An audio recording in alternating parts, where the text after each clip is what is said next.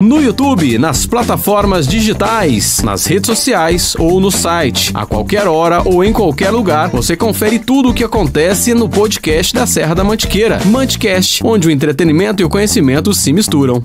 Olá, meus amigos, sejam muito bem-vindos em mais um episódio aqui no Manticast. Hoje eu estou recebendo um amigo que, além de amigo, é um grande nome que leva o sul de Minas cada vez mais longe e também ajuda os empreendedores a ter um pouco mais de facilidade, digamos assim. Assume hoje, né? Ou melhor, já assumiu há um bom tempo, aí está à frente da pasta da Subsecretaria de Liberdade Econômica e Empreendedorismo do Estado de Minas Gerais, vinculado à Secretaria de Desenvolvimento, meu amigo Rodrigo Melo, Tenente Melo. Seja muito bem-vindo, muito obrigado pela visita. Hoje em loco, né? Ô, Web, agora pessoalmente, né? Já conversamos em outras oportunidades virtualmente, mas agora podendo estar aqui no sul de Minas, aqui em Brasópolis, no meio dessas montanhas que eu sou apaixonado por elas e sou suspeito de falar. Mas é satisfação poder estar aqui com você, conversando com você um pouquinho.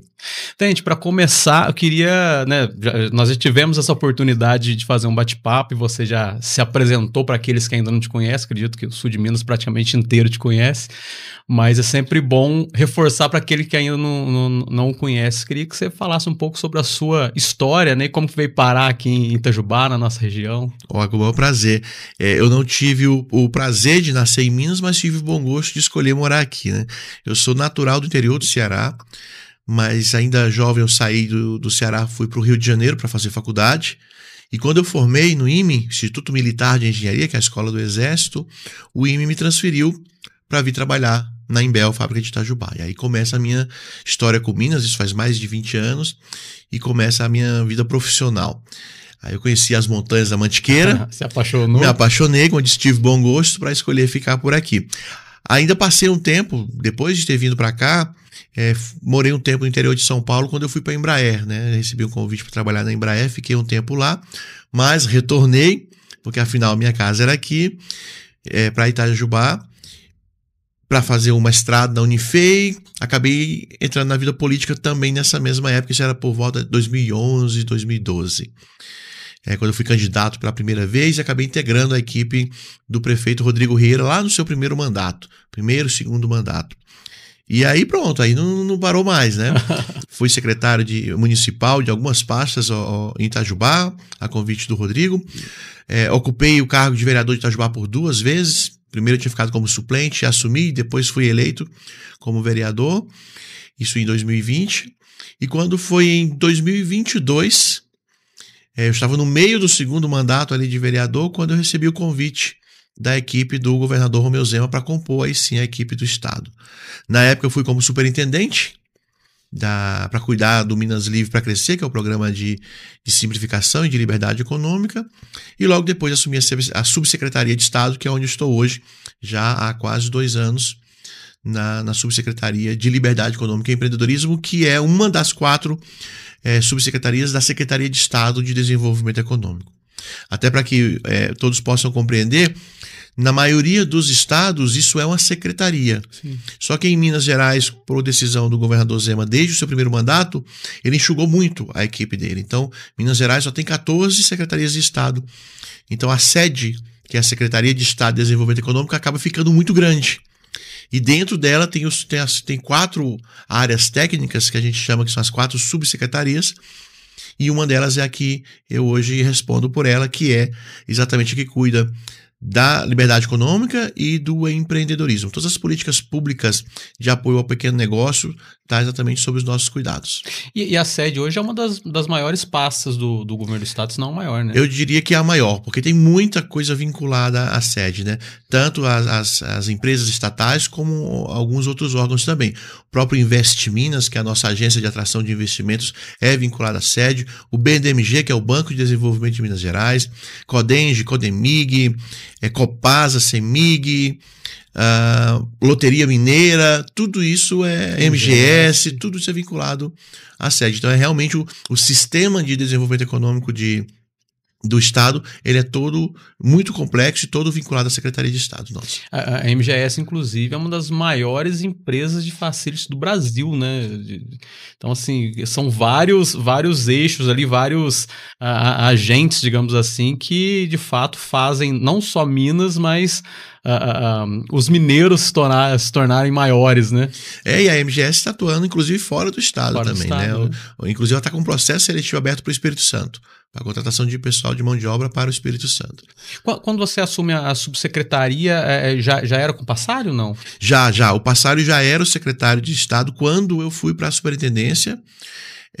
Na época, o subsecretário era o Douglas Cabido.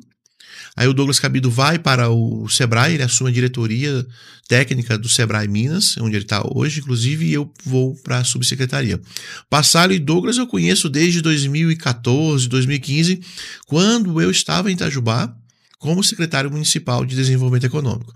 Em Itajubá, na verdade, a pasta chama-se Secretaria Municipal de Ciência, Tecnologia, Indústria e Comércio. Então, eu estava nessa pasta, só que eu tinha muito contato com o governo. Eu sempre tive essa postura de estar presente no local das tomadas de decisão, que é um problema para Minas, por ser um estado muito grande, um estado geograficamente muito extenso. Muitas das cidades ficam distantes fisicamente da sede do poder, da sede do governo, onde as decisões são tomadas. E por isso, muitas vezes, as demandas das cidades não chegam com a devida temperatura, com a devida urgência, onde a decisão é tomada. Então, eu sempre tive essa postura de estar próximo da equipe de governo, lá naquela época, como secretário municipal. E aí foi quando eu conheci Passário, que na época era superintendente, o Douglas, que na época era diretor. Quando assumi a vereança, mantive o contato com eles. Foi na época da secretaria que Itajubá teve o seu primeiro arranjo produtivo local, que é o APL reconhecido. Até então, Itajubá nunca tinha tido um APL reconhecido, hoje já tem 2. Quando vereador, fui o autor da lei municipal de liberdade econômica em Itajubá, proposta pela Secretaria de Estado. Enfim, então sempre mantive essa relação muito, muito próxima deles. Tanto que quando surgiu a vaga, o convite foi feito. E na época eu tinha um programa em Itajubá, na Rádio Itajubá, né, na Rádio Jovem, e eu estava ao vivo no programa quando o celular começou a tocar e era o Douglas Cabido para me fazer o convite. Não sei se eu te falei isso já, mas o convite chegou assim, isso era junho de 2022, uma quarta-feira, que o meu programa era às quartas, e aí o celular começou a tocar, eu não podia atender, eu estava entrevistando, eu só respondi: Douglas, não posso atender, não sei qual é o assunto, mas a resposta é sim. Brinquei com ele. E aí, quando terminou o programa, eu retornei a ligação, e aí ele falou: era para te fazer um convite, mas já que você falou que é sim, eu já encaminhei a sua documentação aqui. Já vem, faz a mudança. E aí que eu fui compor a equipe desde então, isso junho de 2022, estamos com 3 anos já. E depois, nesse período, há poucos meses, né, houve essa mudança do secretário. Passário saiu, né, assumiu a Copasa, e agora a Mila assume a secretaria. Como que foi essa transição? Foi tranquilo? Essa transição foi muito tranquila. A Mila Costa já é uma pessoa muito experiente no governo, na gestão pública. Ela já tinha passado pela secretaria como subsecretária de gestão de imóveis, que é uma das 4 subsecretarias da sede. Já tinha tido experiência na agência da região metropolitana de BH, que é responsável ali pela gestão e pelos cuidados de em torno de 50 municípios. Estava na Segov, na Secretaria de Governo, então a gente já tinha uma relação muito próxima com ela. E aí, quando ela vem como secretária de Desenvolvimento Econômico, foi uma transição muito natural. Passário assume a presidência da Copasa, que é com uma demanda muito crítica e importante nesse momento de negociações das dívidas do Estado, Copasa e CEMIG sendo colocada em discussão se elas entram ou não na negociação. A importância de deixar a Copasa o mais redonda possível, e o Passário conhece a estrutura da secretaria, né, desde sempre, que ele construiu essa estrutura, então ele assume a presidência da Copasa com essa missão de, num momento tão crítico, poder deixar a empresa na melhor situação possível para, se for colocada em negociação, que já foi decidido, né, praticamente que está incluída na negociação da dívida, ela poder estar numa situação relevante. E aí assume a Mila com uma postura de uma experiência de gestão pública também gigante, com a relação já próxima de nós também já consolidada. Então foi uma continuidade do trabalho. Como eu falei, o sistema ele é muito grande, o sistema de desenvolvimento econômico é muito grande. Não aceitaria uma ruptura, uma mudança drástica no meio do processo. Claro. E aí a Mila vem com a sua contribuição, com toda a sua experiência de assembleia, aquela servidora de carreira da Assembleia do Estado. Então ajuda muito, contribui muito com o nosso trabalho.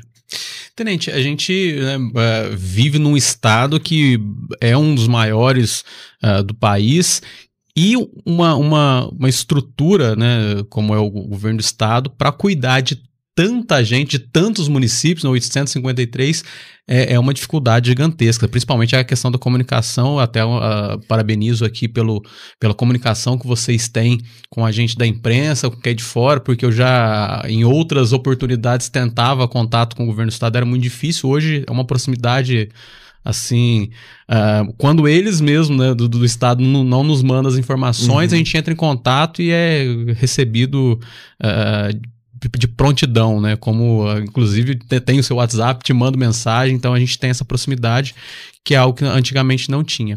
Mas como que você enxerga isso hoje, estando dentro do governo do estado, e você já esteve fora também, como que você vê essa comunicação com as pessoas de fora, com os órgãos públicos, com a gestão dos municípios, que são os municípios que constroem tudo, né? Apesar de ter o estado, logicamente, para gerir tantas outras coisas, né?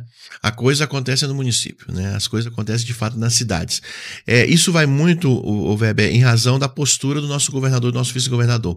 Nosso governador veio do setor produtivo, então ele tem essa noção de que você tem que estar perto da ponta onde as coisas acontecem para que, pelo menos, as suas decisões sejam mais próximas da acertada possível. E o nosso vice-governador, o professor Matheus Simões, ele também tem essa postura de monitorar muito de perto tudo que acontece. Ele tem uma visão de águia para enxergar aquilo que realmente faz diferença na vida das pessoas.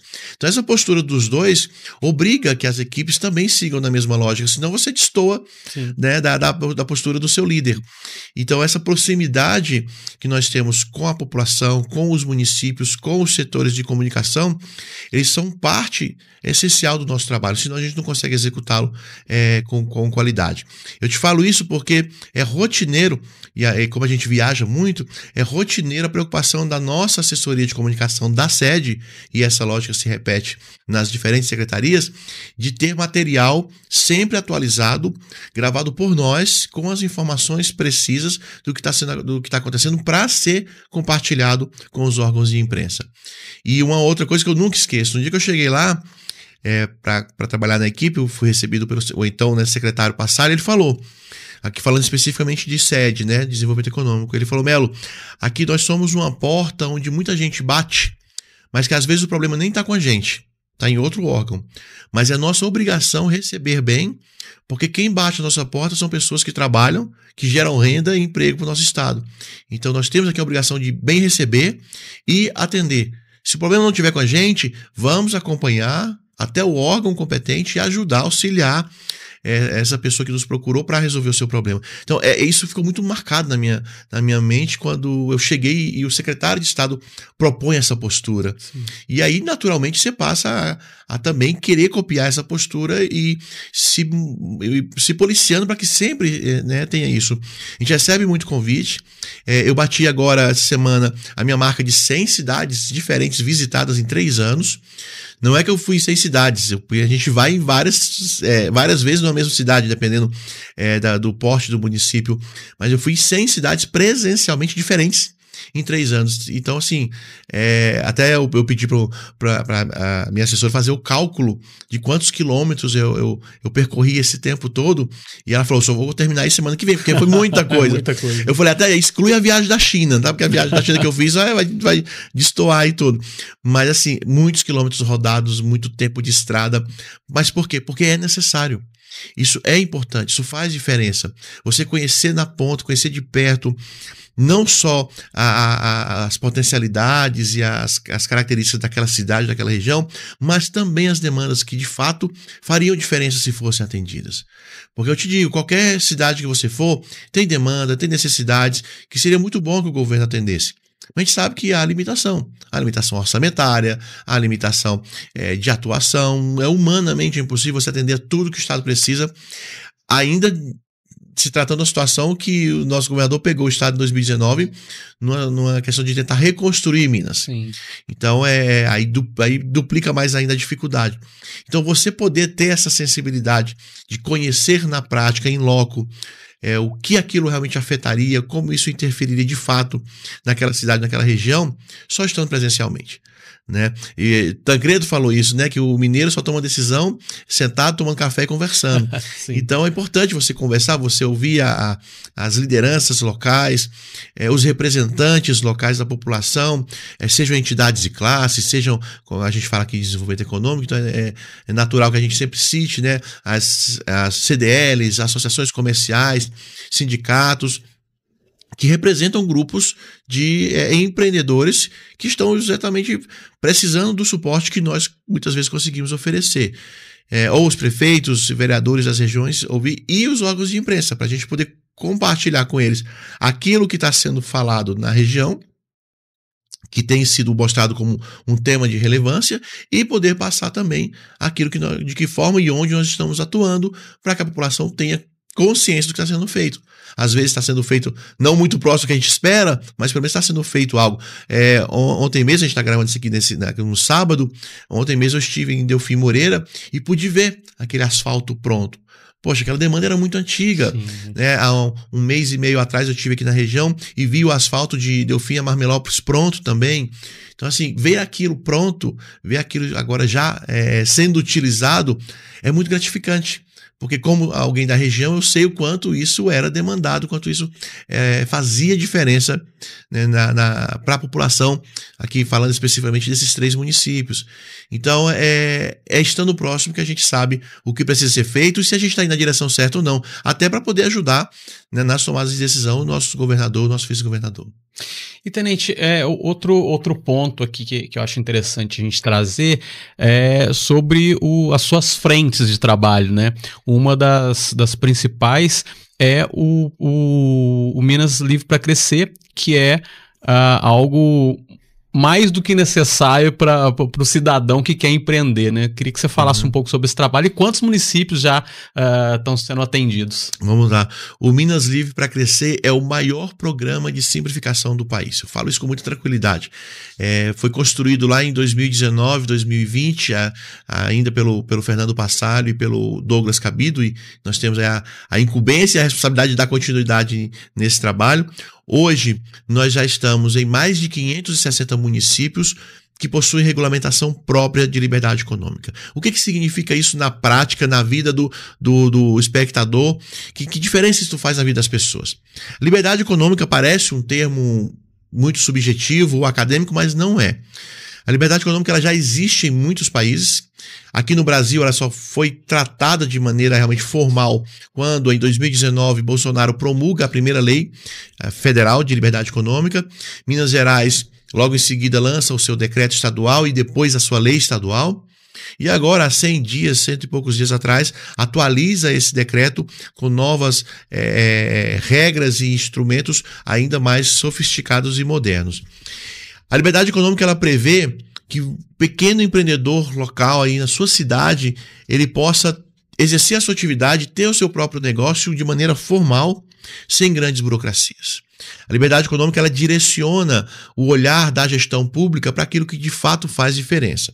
Vamos para alguns exemplos práticos aqui.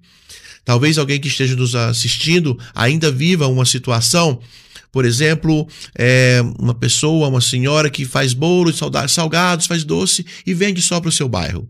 E faz isso de maneira informal. Faz isso de maneira informal porque ela ainda enxerga na gestão pública um obstáculo, caso ela queira se formalizar, e vai mais atrapalhar do que ajudar. Talvez um jovem que hoje a tecnologia está na vida dessa nova geração, tem uma habilidade tremenda para desenvolver ferramentas do seu quarto, do computador da sua casa. Ele consegue desenvolver um jogo ou uma ferramenta hoje de multiverso, que eu tive a oportunidade de conhecer empresas incríveis dessa tecnologia. Ele tem essa habilidade, porém ele não consegue se formalizar. Por quê? Porque ainda enxerga no Estado, na gestão local ou do seu município ou do seu Estado, como um dificultador para isso. Então ele prefere ficar na informalidade e com isso está perdendo muito dinheiro. A liberdade econômica ela vem abrir espaço para isso. A gente acha que liberdade econômica é para grandes empresas? Não é. Os grandes empresários têm dinheiro e estrutura para bancar escritórios de contabilidade, setor jurídicos, para resolver os problemas deles e enfrentar a burocracia. Os pequenos aqui não têm. Os pequenos não têm estrutura para isso. Então eles encontram na burocracia, muitas vezes, um impeditivo para ter o seu próprio negócio. Então, quando a liberdade econômica ela chega, ela vem com essa visão de dar ao pequeno a chance de se formalizar, se desenvolver e crescer, se for esse o interesse dele. Então, as ferramentas que nós temos da liberdade econômica é neste sentido. Então, a gente busca, tanto no Estado, como nos municípios, apoiando os municípios, e aqui eu já falei, né, já estamos em mais de 560 cidades mineiras integradas ao programa de liberdade econômica, que é o Minas Livre, para crescer, com ferramentas e estruturas muito claras, de simplificação, de facilitação. Hoje, no Estado, em mais de 70 cidades, já é possível abrir a sua empresa sem intervenção humana. Eu quero abrir o meu negócio na cidade que já está nesse nível, que a gente chama de nível intermediário de maturidade da liberdade econômica. Temos 74 cidades nesse nível. Eu consigo abrir a minha empresa de dentro da minha casa, do meu computador, sem intervenção mais de servidor público, nem da prefeitura, nem do Estado. Tudo automatizado. Isso é liberdade econômica. Porque se o meu negócio for de baixo risco, que é um dos pilares da liberdade econômica, é a classificação das atividades econômicas de baixo risco. Se o meu negócio é de baixo risco, eu não preciso mais de alvará. Eu não preciso mais que o fiscal da prefeitura vá lá no meu negócio ver se aquilo realmente pode funcionar ou não. Se é baixo risco, eu posso iniciar. A fiscalização vem depois. E a prefeitura, né, a realidade das prefeituras do nosso país é de que não tem pessoal suficiente para fiscalizar tudo. Então, muitas vezes o empreendedor fica esperando lá, apresenta um projeto para construir o seu negócio, fica esperando lá 6 meses, 8 meses, 1 ano e meio, 2 anos até ter aprovação. Isso é prejuízo para o empreendedor. Então hoje, em muitos casos, ele não precisa mais disso. Então essa é a ideia da liberdade econômica. Poder permitir que pequenos negócios tenham acesso a linhas de crédito especiais, como é o caso do BDMG, que direciona linhas de crédito especiais para empresas, não é nem para o município, é para empresas cuja cidade possui maturidade já na liberdade econômica. Você ter os seus negócios funcionando sem necessidade de um alvará, do carimbo, de seja lá quem, para ter o seu negócio funcionando. E, gente, isso não é uma invenção nossa. Isso não nasceu da cabeça de Romeu Zema, né? Então, é porque como ele veio do setor produtivo, ele sentia essa dificuldade e por já saber que isso já existe, já funciona em muitos países, nas grandes potências, ele trouxe para Minas de maneira muito clara como uma principal bandeira do seu primeiro governo e dando continuidade agora. Resultado disso, Minas Gerais tem hoje um ambiente de negócios super atrativo, em razão dessa agilidade, em razão dessa simplicidade, dessa transparência. Muitos investimentos estão vindo para Minas. Nós já estamos batendo aí os 500 bilhões de investimentos atraídos para o Estado. E quando ele vem para o Estado, ele vem para um dos 853 municípios. Daí a nossa necessidade de ter as cidades preparadas para receber esses investimentos. Não basta só o governo do Estado estar preparado, o município também precisa estar. Daí a gente está próximo de bater a marca de 1 milhão de empregos. Eu não sei quando o programa vai ao ar, mas é capaz de quando for ao ar já ter batido a marca, porque nós estamos a menos de 1.000 empregos dessa marca, segundo o CAGED, 1 milhão de empregos formais gerados desde 2019 até agora. Então, assim, uma marca histórica para nós também. O PIB do Estado está passando 1 trilhão, uma marca também que nunca foi alcançada. Enfim, números que comprovam que estamos na direção correta. E as cidades que, de fato, colocaram em prática os instrumentos da liberdade econômica estão sentindo isso em seus números. Todos os seus indicadores econômicos mostram redução no tempo médio de abertura de empresa. Imagine você chegar numa cidade onde o tempo médio de abertura de empresa é de horas ou minutos. Isso é um grande atrativo para o investidor. E quando eu falo investidor, de novo, não são só os grandes que estão vindo de fora, não. Talvez aquela senhora, aquele senhor que está ali, que abriu uma barbearia, que abriu uma loja para vender roupa, todos são atividades de baixo risco. Eles agora se sentem à vontade para fazer isso de maneira realmente formal, legalizada, ter acesso a créditos, poder ampliar seus negócios, contratar mais pessoas, que é o que a gente quer. O nosso objetivo no final é esse, é gerar um ambiente onde permita novos empregos, mais renda, mais independência e liberdade para a nossa população que quer trabalhar. Eu lembro de uns exemplos que você chegou a trazer na outra oportunidade que a gente conversou, de algumas burocracias que existiam no Estado, né, que eram absurdas, né? Por exemplo, para colocar o lixo tem que ser um frasco vermelho.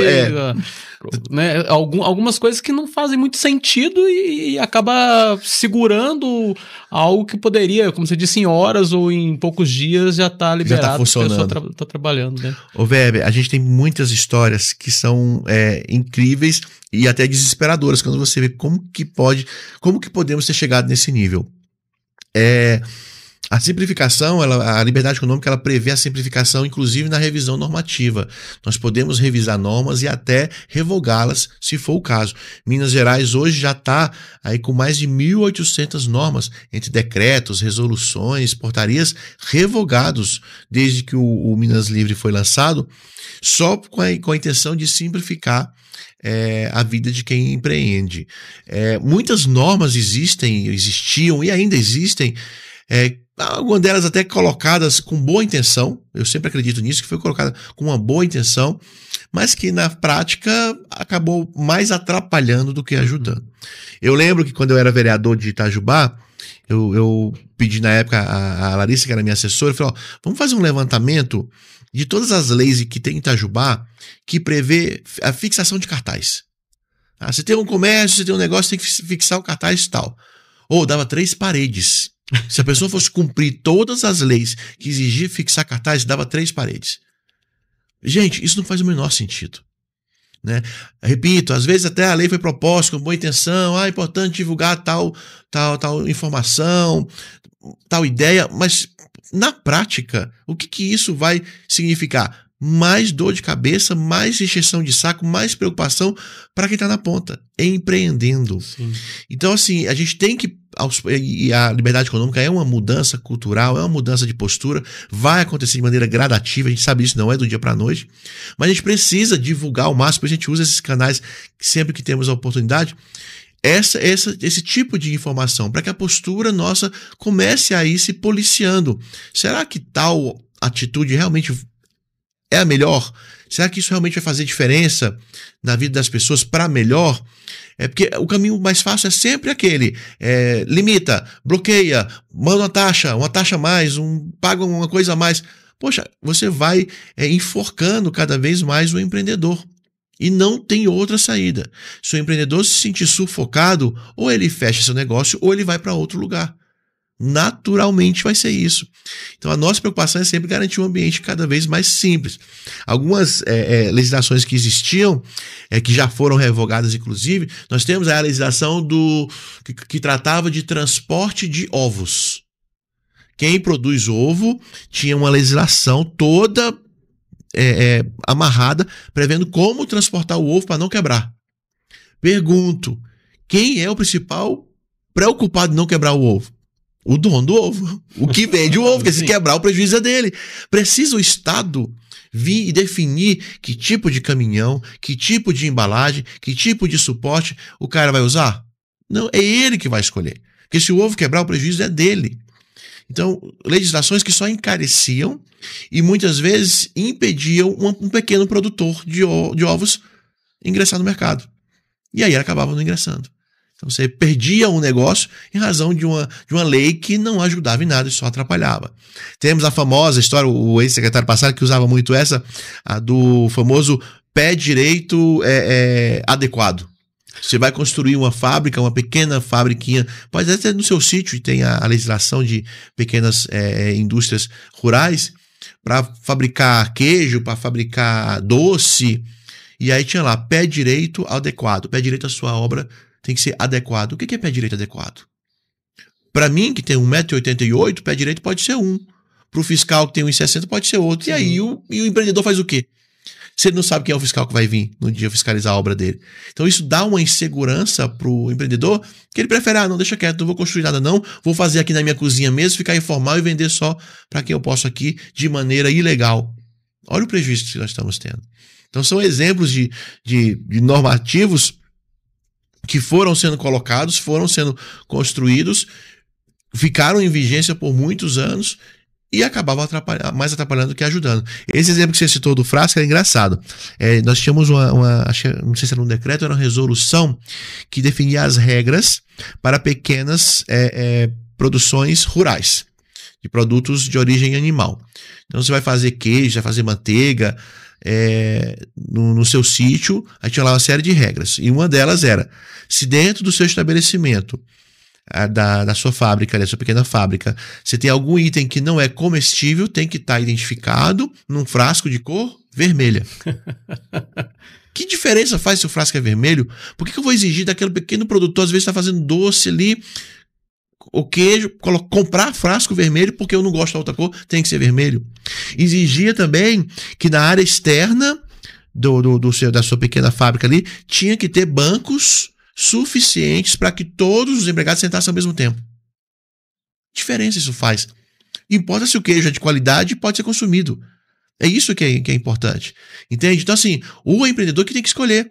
Às vezes o cara não tem o dinheiro para investir na construção de banco para minha equipe e meus funcionários sentar. Então eu não vou fazer nada. Continuo vendendo meu queijo ilegalmente. Como tivemos um caso que um queijo mineiro ganhou um prêmio na França, mas para sair do Brasil saiu ilegal, porque não tinha autorização para ser produzido em Minas. Olha o nível de absurdo que a gente chega. A qualidade de produto que a gente tem. Perde oportunidade. Que a gente estava perdendo economicamente falando, aí, com queijo de qualidade reconhecido na França, que é o grande berço no mundo na produção de queijos, porque em razão de regras excessivas, o cara não conseguia colocar o seu produto no mercado.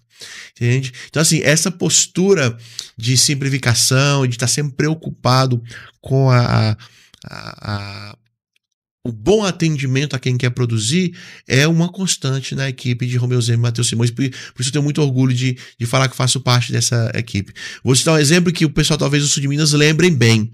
Há uns 2 anos atrás, teve um pessoal de Pouso Alegre, uma fábrica de embutidos, que eles fazem linguiças lá muito, muito, muito boas, de uma qualidade incrível.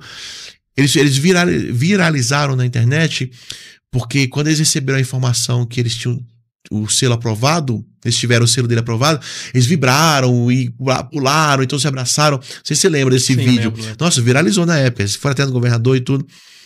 E por que eles fizeram isso? Porque eles levaram 3 anos para conseguir a aprovação desse selo. E eles ficaram tão felizes quando tiveram a aprovação, que qual que foi a atitude imediata da grande população? Vibrar junto com eles e viralizar o vídeo. Qual foi a nossa preocupação? Por que levaram 3 anos? Percebe a mudança de postura? Peraí, eles estão comemorando porque depois de 3 anos conseguiram o selo, mas não era para ter levado 3 anos. Nós, Estado, falhamos aí. O que a gente pode fazer e precisa fazer para que essa imagem não se repita? Entendeu? Para que o empreendedor não tenha que esperar 3 anos para ter um selo que ele precisava ter para comercializar seu produto em outra cidade além da dele, que era o caso. A comemoração teria que ser porque foi rápido, porque foi rápido. E não porque conseguiu. Né? O conseguir tem que ser a regra. Se o cara está dentro das normas, está fazendo o que tem que ser feito do jeito correto, por que ficar dificultando o trabalho dele? E aí o nosso trabalho foi analisar na legislação o que impedia o pequeno produtor, que era o caso, né? A receita deles era de família, vinha vindo de gerações já. O que impedia esse pequeno produtor, que já tinha o seu produto de qualidade reconhecido, poder ter a sua formalização, o seu reconhecimento formal do poder público para comercializar fora da sociedade? Então, essa postura que é uma constante e que acho, e aí defendo, e aí entra o nosso trabalho, de colocar essa sementinha, plantar essa sementinha na cabeça do máximo de pessoas possíveis, para que um dia a gente possa dizer: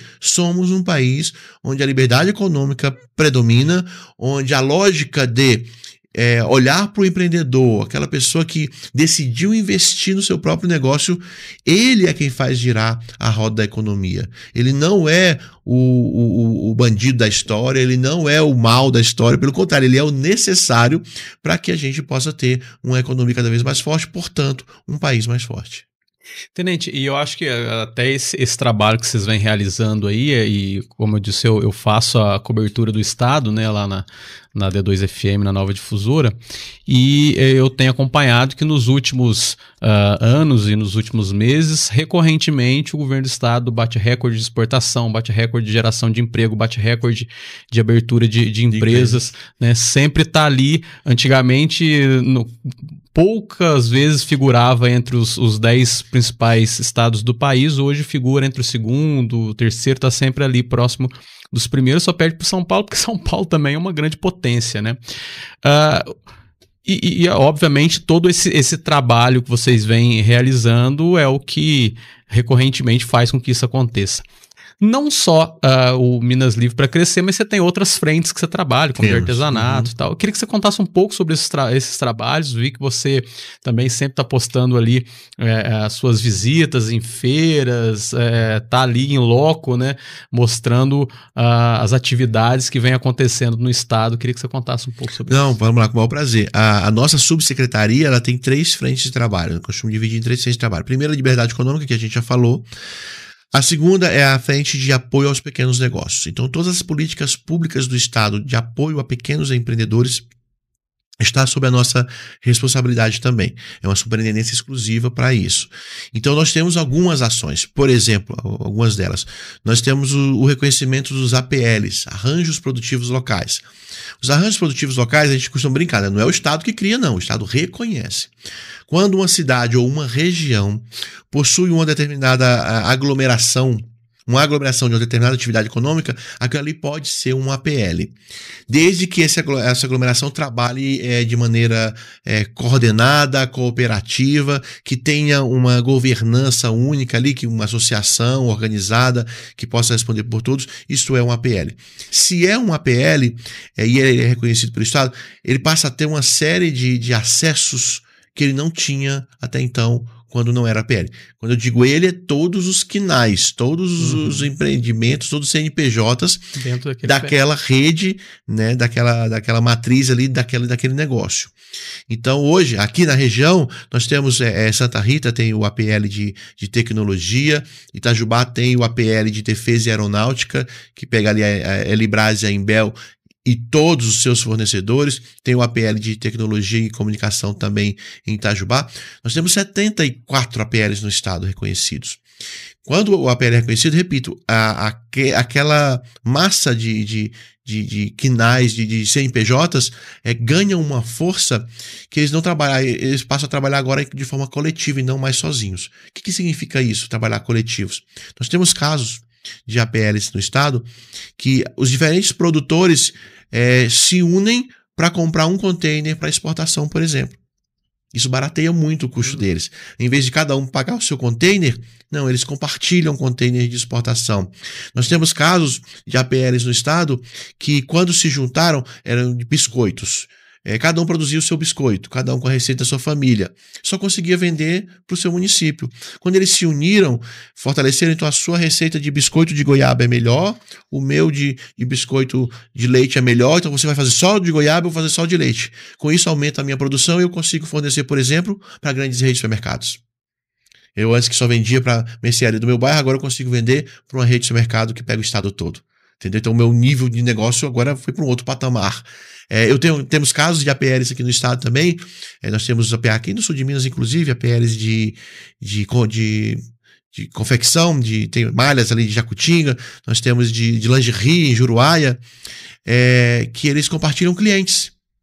Vêm clientes de fora do Brasil e, em vez de visitar só a sua fábrica, visita a sua, a minha, a dela, a do outro, numa mesma viagem. E aí ele compra parte dos seus produtos, parte do meu, parte dele, parte dela, e leva tudo isso de uma vez só, barateando.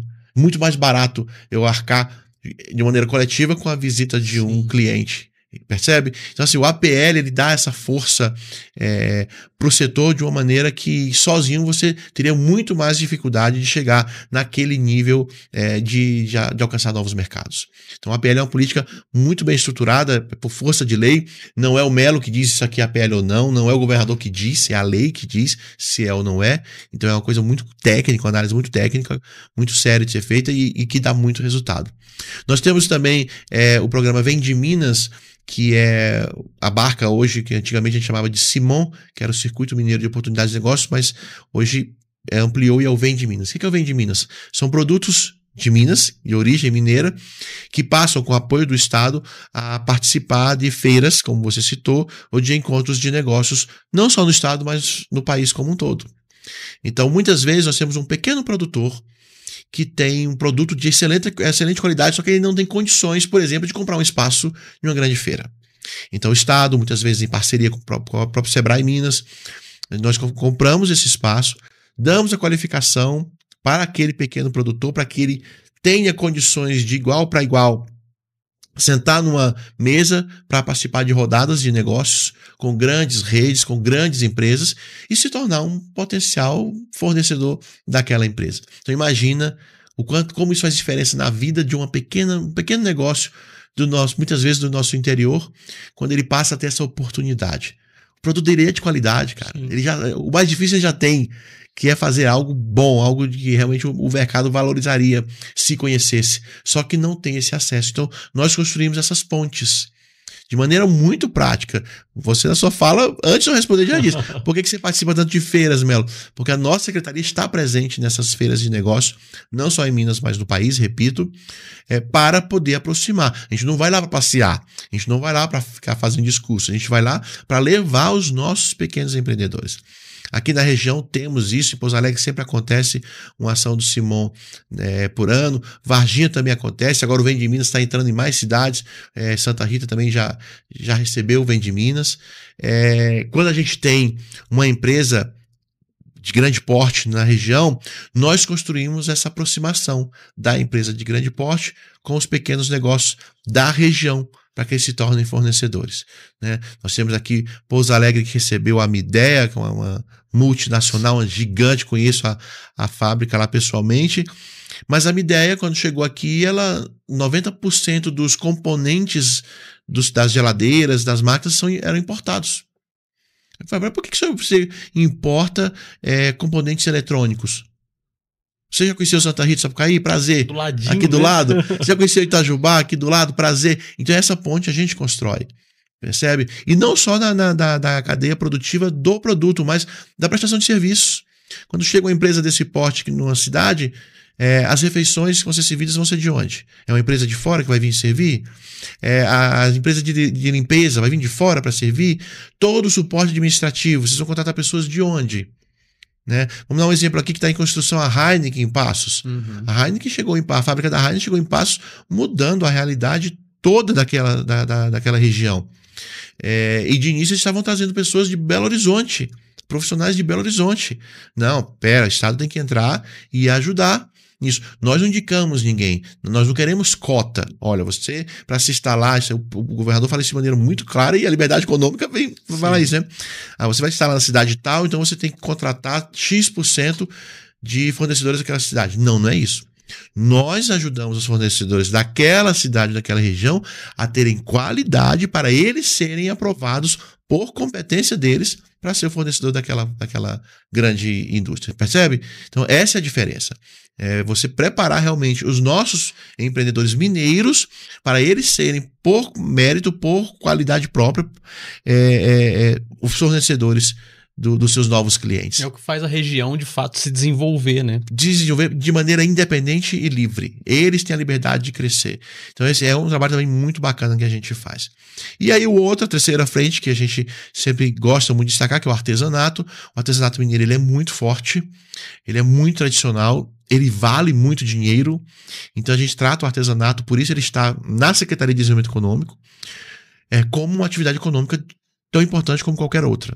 Você imagina você ter aí muitas pessoas, a grande maioria são mulheres, que vivem daquela atividade a vida inteira e que não tinham sequer o seu reconhecimento formal. Então nós temos um trabalho muito bacana na construção do reconhecimento formal, que é a emissão da carteira do artesão, que é um documento que prova que aquela pessoa ela tem uma profissão, ela exerce essa profissão e, portanto, ela tem do direito de se sustentar em razão do seu trabalho.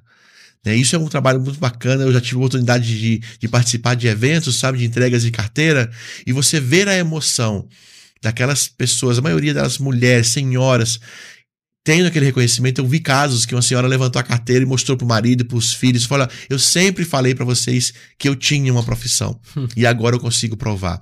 E este reconhecimento permite que esses artesãos possam participar de editais públicos de feira de novo. Essa semana, não sei que vai ao ar esse programa, mas essa semana agora em julho, nós estamos tendo a maior feira de artesanato do país, que é a FENEARTE, lá em Recife. Nós estamos lá com, se eu não me engano, são 40 artesãos mineiros presenciais, mais as associações que representam mais de 200 artesãos com seus trabalhos lá na FENEARTE, sendo comercializados lá.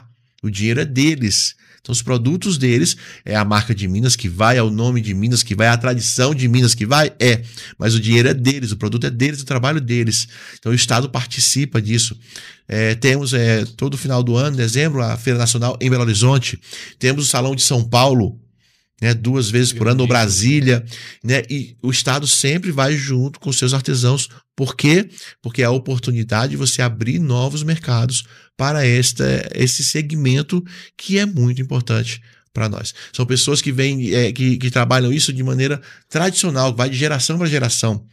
Aquela mulher que hoje está trabalhando com aquela cerâmica, que aprendeu com a mãe, que aprendeu com a avó, que aprendeu com a bisavó, ou o tear, ou enfim, diferentes categorias do nosso artesanato, que é um dos mais bonitos do país, e eles não tem nem o que discutir.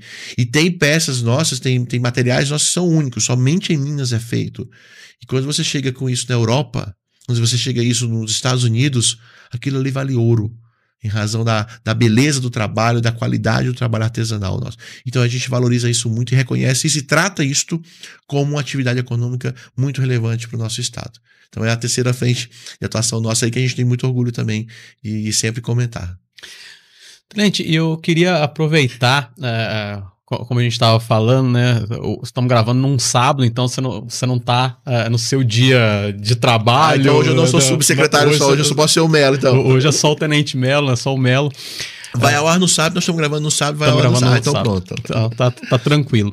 Eu queria, tirando um pouco da sua função, da sua persona de subsecretário, mas agora como pessoa física, eu gostaria que você me trouxesse a sua visão de como você que já vem também do setor público, já foi vereador e tudo, dos dois lados, como que é servir ao cidadão mineiro e como que você vê essa importância desse trabalho direto do Estado na vida dessas pessoas, como você deu o exemplo aí do artesão, a gente sabe a riqueza que tem o artesanato, por exemplo, mineiro e como que muitas pessoas ainda vivem nessa informalidade, precisando desse apoio, precisando dessa ajuda, que é essa necessidade. Como que é a sua visão hoje como cidadão? Olha, Weber, o Estado, ele precisa estar presente. A gente defende, evidentemente, um Estado mínimo no sentido de não interferir muito na vida do cidadão, no sentido de querer guiá-lo como se ele fosse uma pessoa incapaz de tomar suas próprias decisões. Isso é muito claro para mim. Nós, por muito tempo, eu diria que por mais de uma geração, o Brasil vem caminhando numa direção que parece que a população ela é incapaz de tomar suas próprias decisões e, portanto, o Estado vem definido. Vai por este caminho obrigatoriamente. Vai por aqui, porque eu te conduzo por aqui. Se você for pelo outro, você não vai ter meu suporte, portanto, você não vai ser capaz de crescer. Sou totalmente contra isso. Mas, como somos um país ainda em crescimento, ainda em desenvolvimento, é importante que pelo menos o Estado, de maneira falando de poder público, participe dando as diretrizes. mostrando quais são os caminhos que, se você for por ele, você vai ter mais agilidade ou mais facilidade de crescer em razão da lógica de mercado internacional. Então, o mundo quer isso, então vai nessa direção, eu vou te dar o suporte e o caminho para você trilhar, mas vai com as suas próprias pernas e seja capaz. Te oriento, te dou o suporte, a capacitação quando necessário. Temos uma população muito carente ainda nesse sentido de falta de qualificação. E aí sim eu acho importante a participação do Estado como isso. E como eu citei nos exemplos, né, eu vejo esses exemplos acontecer e o quanto isso faz diferença na vida das pessoas. Temos uma população, e aí como cidadão eu falo isso, vejo que temos uma população que, como viveu por muitas décadas sob esse comando excessivo, essa interferência excessiva do poder público, desaprendeu que pode caminhar sozinha. Né? E não é caminhar sozinho no sentido de desamparo, é caminhar sozinho no sentido de se eu posso escolher o meu caminho. Eu posso escolher o caminho que eu quero, que eu me sinto bem fazendo. Então, nesse sentido, eu acho importante a participação do poder público, sempre respeitando a liberdade de escolha de cada cidadão. É muito prejudicial quando uma população passa a acreditar que ela só pode crescer se o Estado estiver dando a ela dinheiro para isso. Não estou aqui condenando quando isso uma ação extrema é feita. Conheço realidades do país, como eu falei, sou natural do Nordeste, conheço realidades do Nordeste do país que são muito gritantes e de muito extrema, que realmente exige ações imediatas e de, vamos dizer assim, injeção direta na veia. Mas essa não pode ser a regra. E isso também, que é o que eu vejo hoje como o mais gritante, isso não pode ser um impeditivo. Você está precisando de uma ajuda do Estado. Eu, como Estado, preciso te ajudar. Não posso impedi-lo de ficar independente por isso. Traduzindo em miúdos, né? Hoje nós temos aí o maior programa de apoio social do país é o Bolsa Família. Falando de país como um todo. O Bolsa Família impede que a pessoa trabalhe. Isso está errado. Né? Hoje, o país vive uma falta de mão de obra. Porque muitas pessoas ainda veem, se eu entrar formalizado, eu perco o meu direito social do auxílio, portanto, eu não vou arriscar. Poxa, se é um auxílio, ele tem que ser, inclusive, na hora da sua tomada de decisão. Eu vejo dessa forma. Você estava numa situação de tanta extrema necessidade que precisou de auxílio. Ok, você vai continuar com o seu auxílio. Agora busca com suas próprias pernas a sua independência. Você não vai perder o auxílio por isso. Pelo contrário, ele vai continuar te ajudando até que você naturalmente sinta a necessidade. Não preciso mais disso. Convenceu-se que a população brasileira ela é vagabunda, que ela não quer trabalhar. Isso não é verdade. Se você der espaço, o brasileiro, via de regra, e aí eu falo de mais de 90%, vai escolher ser independente. Porque isso te dá uma satisfação como ser humano que não tem dinheiro que compre. Sempre vai ter aquela meia dúzia, como diz o exército, aquela meia dúzia de 3 ou 4 que vai querer viver às custas dos outros. Vai ter, mas não podemos usar isso como regra. A gente vê esses dias, no começo do ano eu vi um vídeo de uma pessoa que foi no caixa eletrônico tentar sacar a Bolsa Família dela e não estava lá, aí ela deu chilique, armou um escândalo no caixa eletrônico porque não liberou a Bolsa Família. Aquela não é a regra. A gente não pode tomar esse exemplo como referência. Aquela ali existe, sim, sempre vai existir. Mas a grande massa da população quer ser dona da própria vida, quer ser dona do seu próprio nariz. Então, repito, entendo que é necessário sim e valorizo isso e reconheço que diante de situações extremas é necessário que o Estado entre. Até o momento que a própria população vai dizer, a partir de agora eu não quero mais, não preciso mais, vou seguir. Está sendo mais negócio para mim ter o meu próprio caminho do que depender de auxílio. Então, nesse sentido, eu acho importante, respondendo a tua pergunta de maneira bem direta, acho importante a atuação do Estado, do poder público, para auxiliar, para ser sempre um auxílio no desenvolvimento do cidadão, seja como pessoa, seja como empreendedor, seja como sociedade. Tenente, você roda muito aí o estado, né? Um bocadinho.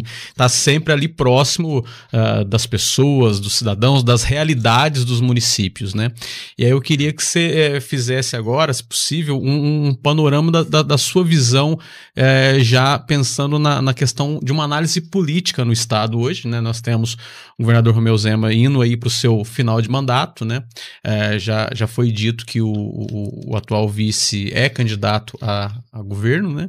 E o Zema, tudo indica que deve vir a presidente, a vice-presidente, alguma coisa nesse sentido. Como que você vê o cenário no estado hoje e também, se possível, o cenário nacional aí? Como que você imagina? Agora o Rodrigo, né? Rodrigo Pessoa, Rodrigo Pessoa falando, cidadão. Tá, o filiado do partido e o cidadão político.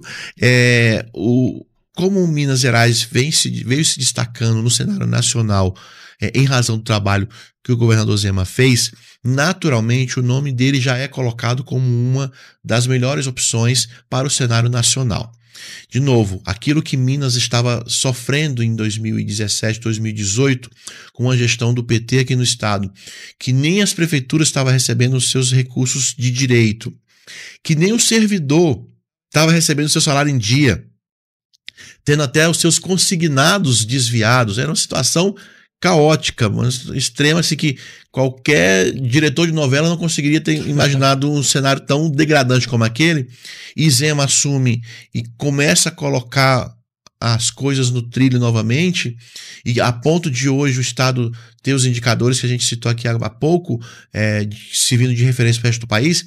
É natural que as pessoas de fora do estado comecem a olhem para o nosso governador de maneira, ano que vem nós vamos precisar escolher alguém que assuma o poder, o governo do país, comando do país, e que vai pegar o país numa situação muito degradante também. Então, assim, já vimos esse filme antes.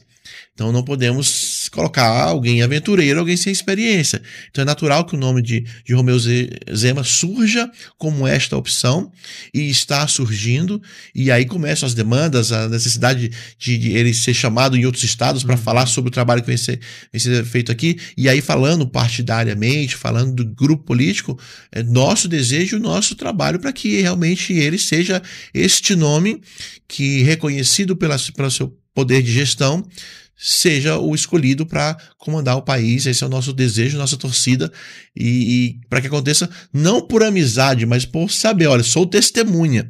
E eu até falo, em 18 eu não votei no Zema. Eu não acreditava que ele, por vir do poder privado, desse conta do caos que estava Minas. E graças a Deus eu estava errado.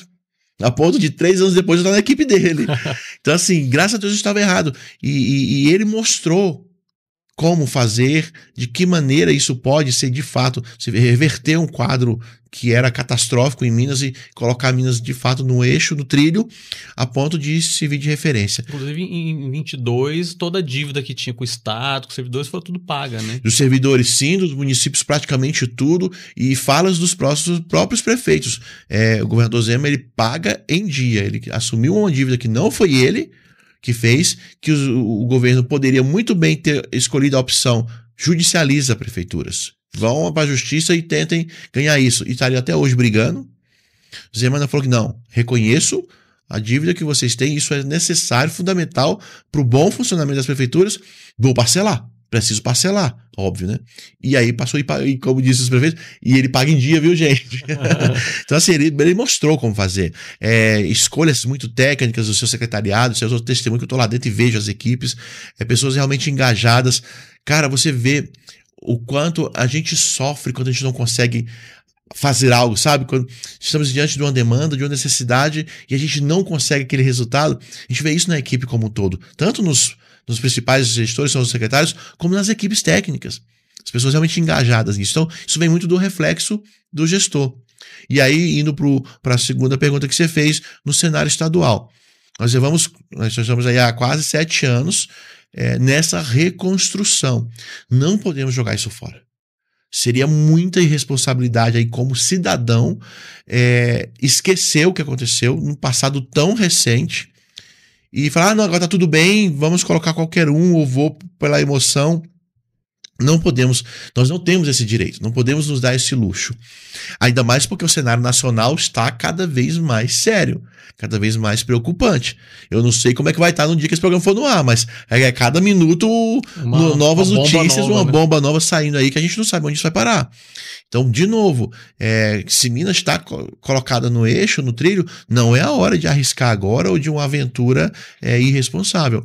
E aí vem, naturalmente, o nome do nosso vice-governador Matheus Simões, que desde o início, desde o primeiro mandato, ainda como secretário-geral, é a pessoa que é o grande gestor que está por trás do governador Zema auxiliando, né, nesse trabalho. Hoje, como vice-governador, é ele quem faz as reuniões periódicas com as secretarias de monitoramento de todos os projetos. Eu falo isso porque eu participo das reuniões junto. Então, ouço dele, vejo, ele tem uma visão muito estratégica do que realmente precisa ser alcançado, que meta, que indicador, que vai fazer de fato diferença na vida das pessoas. Isso é muito importante. Não é uma discussão teórica, não é uma discussão de números frios, não. São discussões de que tipo de políticas de fato afetam a vida daquele cidadão, daquele mineiro, daquela mineira que está lá na sua cidade só querendo trabalhar, só querendo garantir o sustento da sua família. O que faz diferença na vida dele? Então, ter esta visão e esse conhecimento de causa, ele faz muita diferença, principalmente diante de um cenário preocupante. Seja lá quem for o presidente eleito em 2027, nós teremos muita dificuldade. Isso aí já é claro, está escrito. Não é invenção de algum ideológico partidário, não. Isso está escrito no orçamento, né? Em 2027, seja lá quem for o presidente, o cenário do Brasil será muito sério. Então, dentro disso, nós não podemos arriscar o nosso governador. Agora, falando como mineiro aqui, como quem mora em Minas, nós temos que ter a segurança de termos alguém muito técnico capaz de segurar as pontas enquanto reorganizam o país. A gente espera que seja reorganizado, né? Mas os estados vão precisar estar muito seguros e muito bem assistidos e geridos nesse momento de crise que o país vai passar. Nós não estamos no pior momento. O pior momento ainda vai vir. E vai ser doloroso. Por tudo que foi feito, por tudo que foi sangrado e ainda está sendo no nosso país, agora estão começando a surgir os primeiros BOs, né? Os primeiros indícios. O escândalo do INSS foi um e estão vindo outros muito sérios. Ontem eu tive contato aqui em Delfim Moreira com uma pessoa do Correios, um funcionário concursado do Correios, ele falou: Melo, o que vai vir para os Correios vai ser muito doloroso. Então, assim, o pior ainda está por vir. Nós não temos o direito de arriscar e muito menos de errar. Então, as escolhas têm que ser nós temos que fazer nossas escolhas muito frias, muito pé no chão e de análise. Olha, vamos precisar de realmente gestores que tenham consciência do que está fazendo. Não é vídeo de internet que salva a vida de ninguém, não. Vídeo de internet não enche barriga de ninguém, só do dono do vídeo, que se viralizar ele ganha dinheiro, né? Mas a população não. Então eu vejo um cenário aí bastante preocupante no sentido de que exigirá de nós, população, maturidade e serenidade nas nossas escolhas. E em muitos momentos também há aquele pensamento, né, de que a população, ela, infelizmente, ela às vezes deixa se levar pelo momento, né? Mas a gente precisa pensar no gestor que em muitos momentos ele vai ter que entrar lá, vai ter que cortar na carne para poder ajustar e as coisas começarem a andar, como aconteceu em Minas, né? Com a chegada do Zema, né? Eu ouvi isso, até falando aqui, eu ouvi isso ontem desse rapaz do Correios. Ele falou: é lógico que todo mundo quer aumento. Todo mundo quer aumento, claro. Você quer aumento de salário? Lógico. A resposta é automática. Só que quem tem um mínimo de consciência da coisa fala: se a minha empresa quebrar, eu tô fora. E aí, em vez de aumento, eu não tenho nada. Então não adianta me dar um aumento ilusório que não vai pagar. Pimentel fez isso quando era governador. Quer aumento? Quer? Te dou. Mas não pagava? Que adianta? Então, assim, a gente tem que ter muita consciência. A gente tem que ter muita consciência do efeito das decisões que são tomadas. Então, por isso, de novo, a responsabilidade das escolhas no ano que vem vai exigir muito de nós. E quais as suas expectativas para esse próximo ano? A minha expectativa para o próximo ano é fazer parte disso. Fazer parte disso, ainda estou focado no trabalho da subsecretaria. As decisões realmente partidárias só vão acontecer ano que vem. Como que isso vai ser construído? No momento, as construções estão sendo feitas são ainda no cenário nacional e em nível de governo, né, de política de governo, e estamos participando disso. A gente tem proximidade com grandes nomes da política nacional, graças a Deus, com o nosso governador Zema, com o nosso vice-governador professor Matheus Simões. De São Paulo, o governador Tarcísio também sofre muito, o sul de Minas sofre muita influência com São Paulo. Sim. Então a gente tem que estar de olho também em São Paulo, quais serão as decisões que serão tomadas lá, porque afeta diretamente o sul de Minas. Eu costumo falar que o sul de Minas, embora seja uma região que, se comparada com as demais do estado de Minas, é uma região privilegiada no sentido de ter muitos indicadores econômicos bem mais desenvolvidos que outras, porém é uma região, em razão da proximidade com São Paulo, que não tem direito de errar. Porque se o sul de Minas vacila, ele é atropelado por São Paulo. Uhum. Então, por isso a necessidade de ter uma atenção muito grande com o sul de Minas. Eu sempre reforço isso no governo do estado. Temos outras regiões que os indicadores socioeconômicos são piores. Sim, de fato, e preciso dessa atenção. Só que cuidado com o que está funcionando. Porque se o que está funcionando parar e for atropelado pela grande potência vizinha, aí a gente perde aquilo que a gente tem de garantido. Então, não podemos vacilar na atenção do sul de Minas. Então, a atenção do governo de São Paulo também é muito importante. Tarcísio também aí surge como um nome que está se colocando também como uma opção para o cenário nacional. Se juntar Minas com São Paulo, então não tem para ninguém. Eu defendo muito essa teoria. Se juntar São Paulo e Minas, acabou. Eu acho que são dois maiores colégios eleitorais, duas grandes economias que o resto do país naturalmente vai se unir a elas e teremos aí uma condição bem mais favorável. Eu acredito muito nisso. E temos muito cuidado, né? Muito cuidado com discurso, com falas, que discurso é fácil. Fazer vídeo na internet hoje qualquer um faz, até com inteligência artificial. Fiz uma visita em Viçosa agora recentemente e vi uma empresa de inteligência artificial que assusta. Se eu quiser fazer um vídeo aqui do Weber com cabelo, eu consigo. Entendeu? O Melo magrinho, eu não consigo. Então, assim, tem muita coisa que a gente vê que não é verdade. Sim. E se deixar levar por isso, de novo, pela emoção, sem ter os dois pés no chão, o resultado depois vem. O resultado, a consequência vem. Com certeza. Eu acho até um ponto que você trouxe agora há pouco, falando sobre Minas e São Paulo.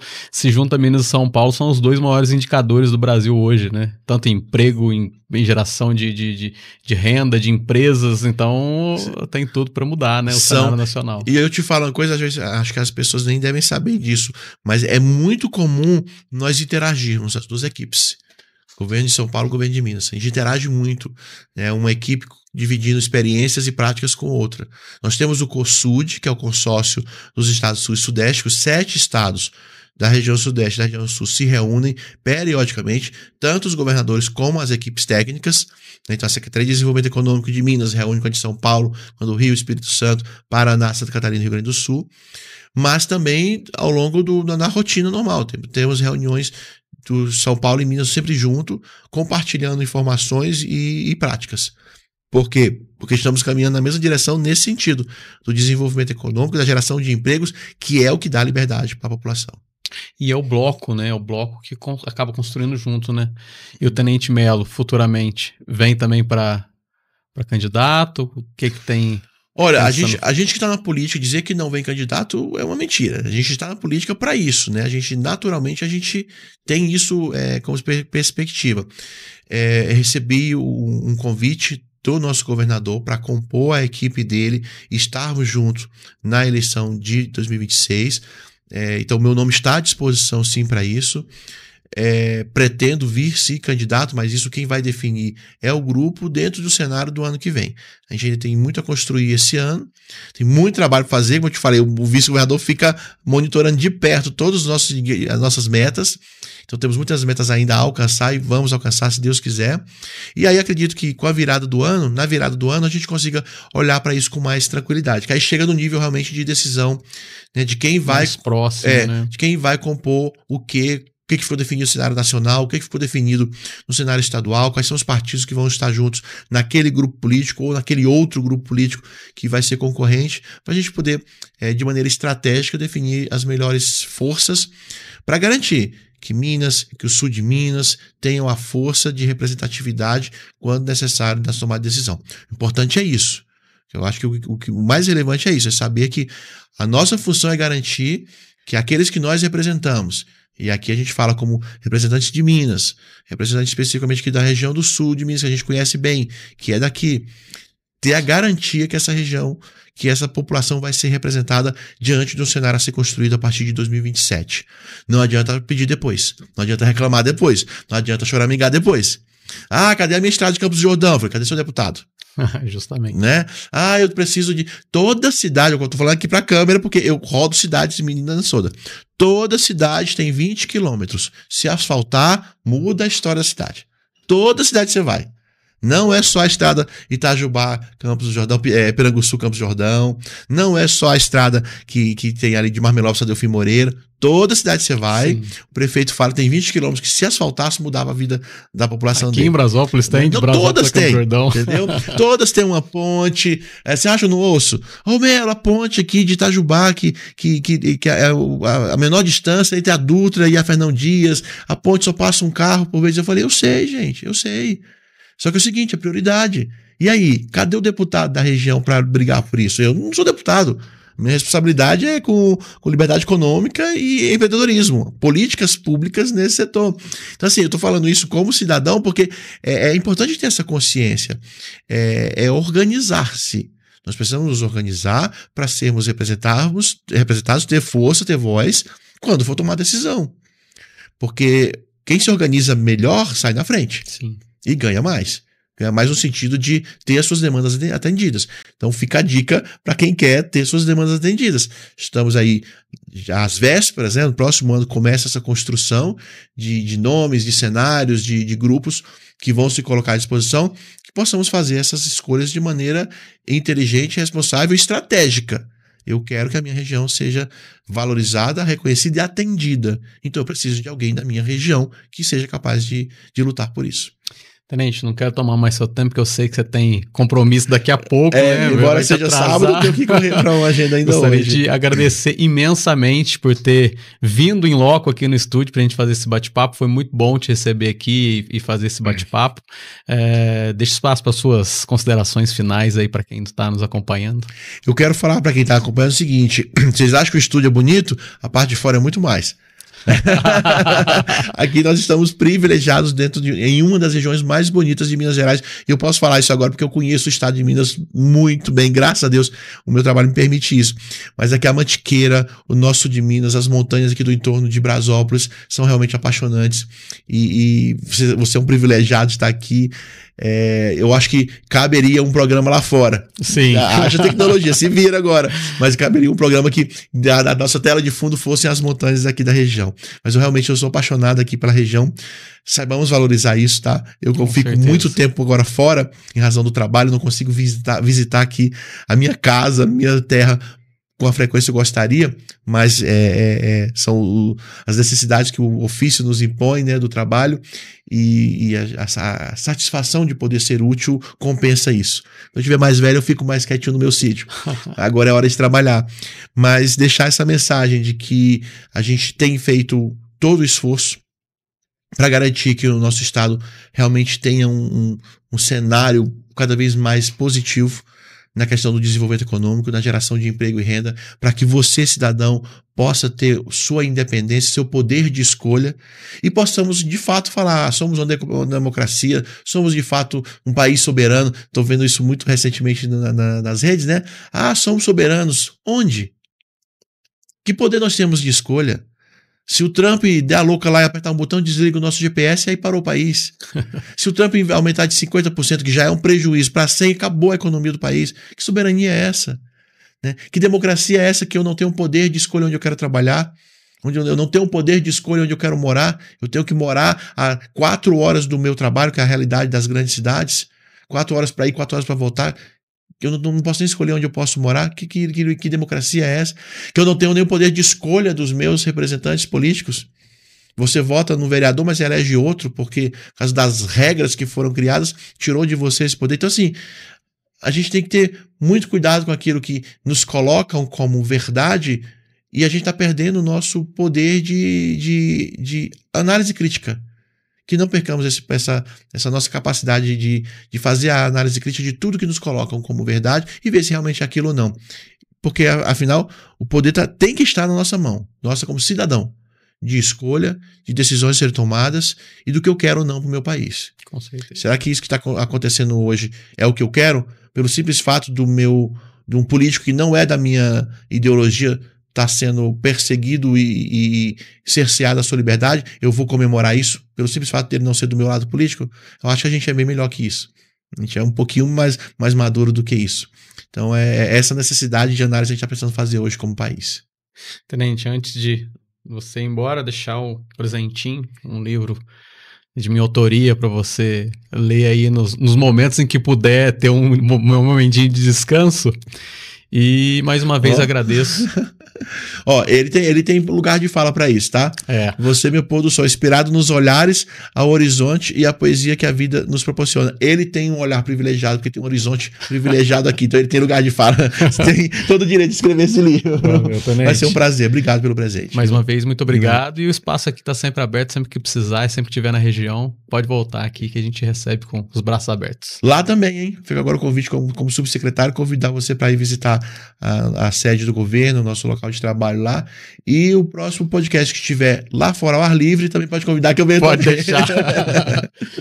E para você que nos acompanhou até agora, meu muito obrigado. Espero que vocês tenham gostado desse bate-papo assim como eu gostei. A gente se vê numa próxima. Até lá. No YouTube, nas plataformas digitais, nas redes sociais ou no site. A qualquer hora ou em qualquer lugar, você confere tudo o que acontece no podcast da Serra da Mantiqueira. Manticast, onde o entretenimento e o conhecimento se misturam.